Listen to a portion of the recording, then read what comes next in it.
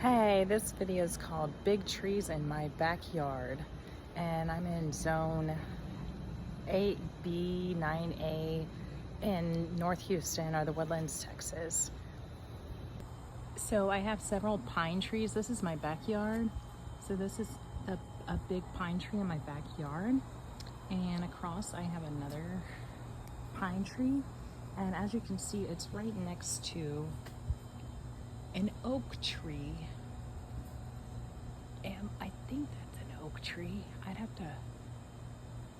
think it's a water oak, because I have a lot of water oaks that come up. But look how close together these trees are. So sometimes with spacing on plant tags, you might think like trees will find a way.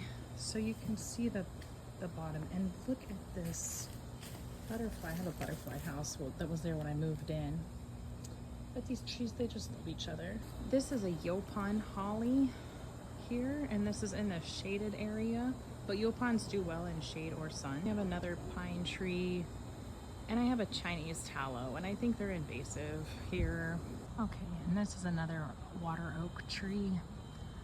And then there's another seedling of another water oak tree right there, and another Chinese tallow. And even though they're invasive, I probably need to take these down eventually, but my husband doesn't want to take them down yet, so we're still discussing the Chinese tallows that were here when we moved in.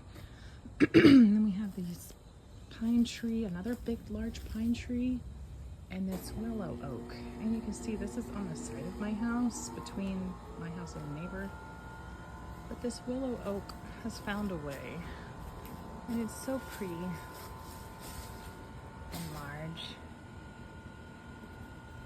So here next to the patio I have another pine tree, and again really close to a sweet gum tree.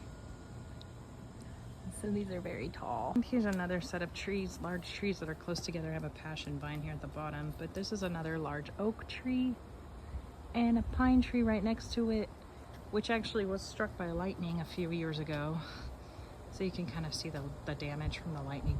But the pine tree itself is really healthy, and seeing as how the lightning struck over 3 years ago, I think it's still alive and it's okay for now. Walking a little further by the fire pit, here's another sweet gum, huge, and a crepe myrtle.